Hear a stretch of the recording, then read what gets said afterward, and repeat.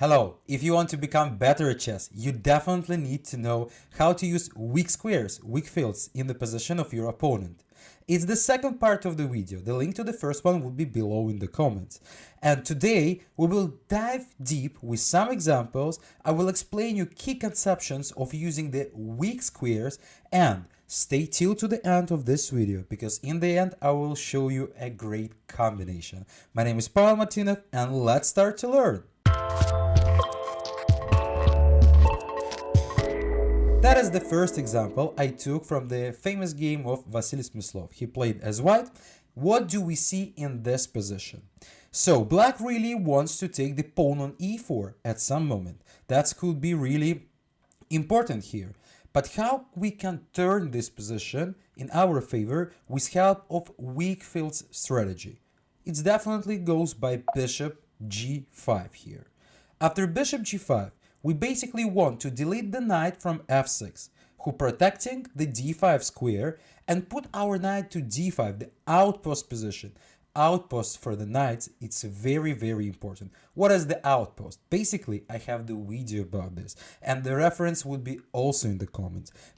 Shortly, outpost is the position of the knight where he is protected by our pawn and can't be attacked by the pawn of our opponent.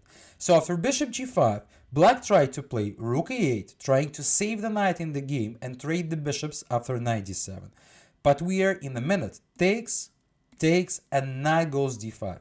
And now we see how the knight is better than the bishop on f6. The bishop on f6 is completely switched off by his own pawn structure, and the knight on d5 is dominating. By the way, short tactics. If black will take on c2 here, then we can at least play rook f2.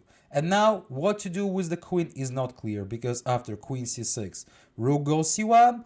Our next move after queen d7 would be knight c7, attacking two rooks, just like an example variation. So short tactics is always here.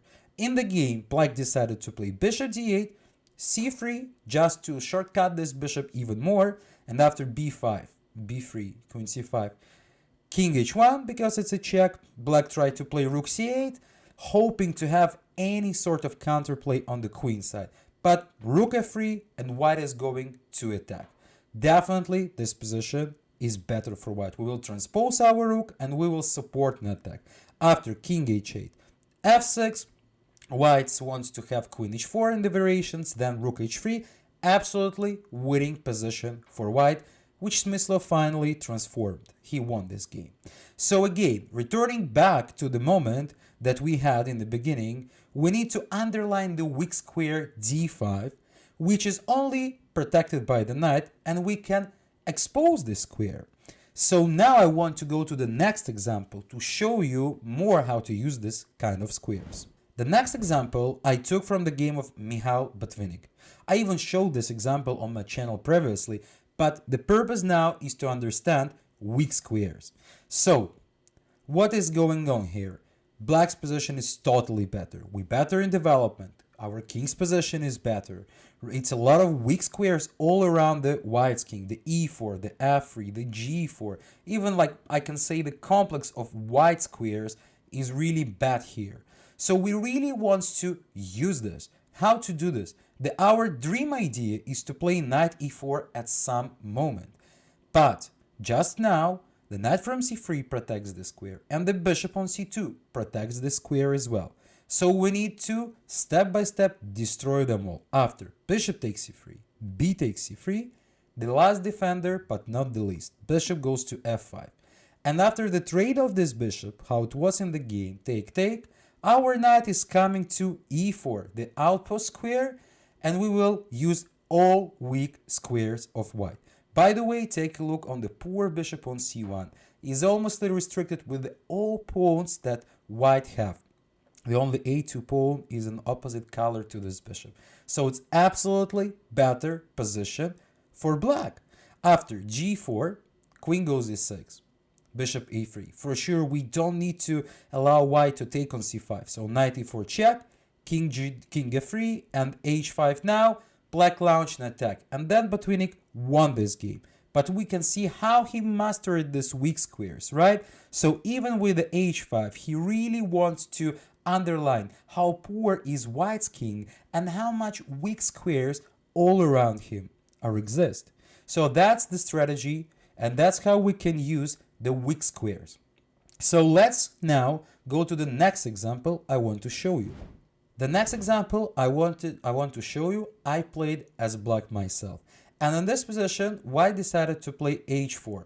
This looks even maybe logical because whites want to play maybe h5 at some point and start to attack on the king side. But it makes me able as black to create weak square on e4. After f takes, white can't take on h takes g4 anymore. They need to go for f takes g4. And after rook goes e4, my rook now is in a brilliant position on the weak square and making lots of influence to the center and to the king side of white. The position is still very sharp. White decided to play h5 here. Knight e6. I'm catching the wave, right? I'm catching the wave of attack because the white's king is basically more destroyed than even my own king, and I want to trade the knight on e4 to have an access with my rook to the pawn on g4. So white decided to takes on g6 by the bishop.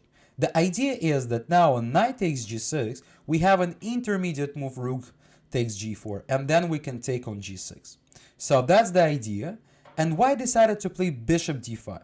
Looks logical because now it's a pin on the knight on e6, but rook goes c2. The rook is going into the very dangerous position on the rank second to attack the king. And here basically the last hope of white was to play king g3. But the line could be like this: rook takes e4. Yeah, the battle just started. The idea that if white takes on e6 with the check, I'm moving my rook to f7 with the counter check from my queen on d6. What an amazing tactics here. So queen takes e4, the only one. Queen takes d5, queen b8, king g7. White need to trade for the endgame ASAP because other way we will just checkmate the white's king. Takes, and like it could be the position like this. Complicated position, but I will take a black side to be honest here. But instead of playing king g3 and showing all these sharp lines, white decided to play king g1, which is basically a serious tactical error. And here you can press pause and find the combination by yourself. It's short one, but really impressive. Let me show you. The real decision is to play queen takes d5, and my opponent resigned after this move. What is going on now? The point is that I destroyed the key piece of white, the bishop, who made the pin on the knight on e6. And now, after knight takes d5, I have rook takes g4 check, king h1 and bishop e4, with the checkmate after rook f3, bishop takes f3. Lots of weak squares around the white's king.